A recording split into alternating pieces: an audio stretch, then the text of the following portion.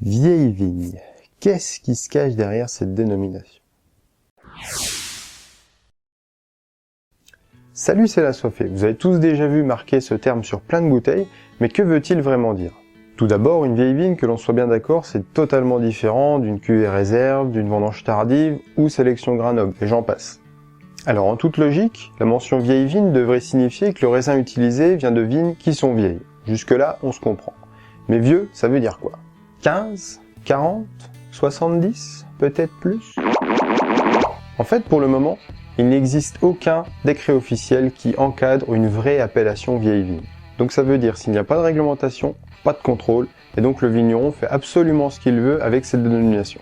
Bien entendu, des vignerons de renom ont des vins faits avec des vignes âgées, mais ils n'ont pas besoin de le préciser sur leurs étiquettes car ils ont déjà la confiance de leur acheteur. Quelques-uns précisent l'ancienneté des vignes en contre-étiquette pour appuyer leur démarche qualitative. La contre-étiquette, c'est la deuxième petite étiquette de la bouteille. Il y a également des vignerons réputés qui utilisent la dénomination vieille vigne pour des noms de cuvées, comme par exemple mes vieilles vignes, cuvée vieille vigne, etc. Malheureusement, certains abusent vraiment de la mention. Par exemple, un vigneron qui a des vignes de 15, 10 et 5 ans pourra afficher sur son étiquette vieille vigne pour celle qui a 15 ans parce que c'est sa vigne la plus âgée. Cette démarche est bien souvent marketing et non un signe de qualité. Et entre nous, il peut tout à fait la mettre sur celle de 10 ans vu qu'il n'est soumis à aucune réglementation officielle. Beaucoup de vignerons considèrent que l'âge d'une vieille vigne doit être de 40 ans. Personnellement, je pencherais plus pour 50. Sachant qu'une vigne peut donner généralement du raisin à partir de 3 ans, on peut noter qu'une vigne verra son rendement baisser à partir de 20 ou 30 ans. Et ça, c'est toujours pareil, ça dépend du terrain, du raisin, du climat, du traitement qu'elle a eu, des maladies, la méthode de vendange, etc. Plus souvent, lorsque la vigne est âgée, elle produit des grappes avec des petits raisins. Ça peut apporter une belle complexité au jus.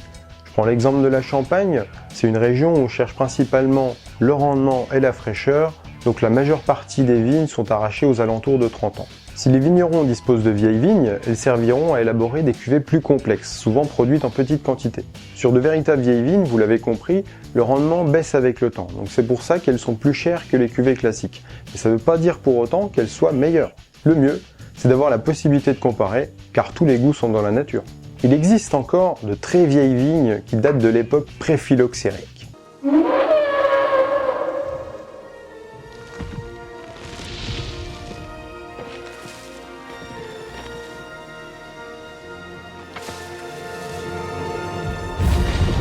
Oula, c'est seulement avant les années 1860. Pré-phylloxérique, ça veut dire avant l'apparition du phylloxéra.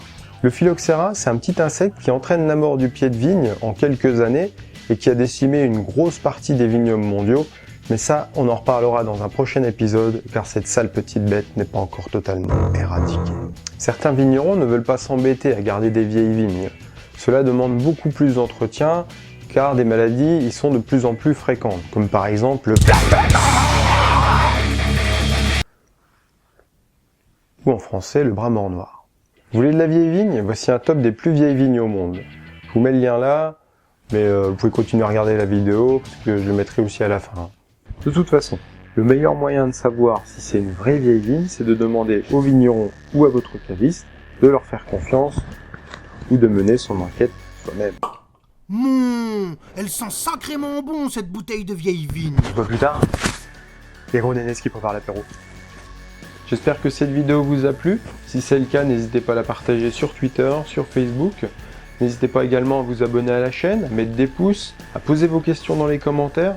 Encore un grand merci à Jeep de m'avoir envoyé Gros Nénès pour l'apéro et pour son magnifique dessin de Pinarman. Allez, sur ce, je vous dis à bientôt et restez assoiffés de connaissances.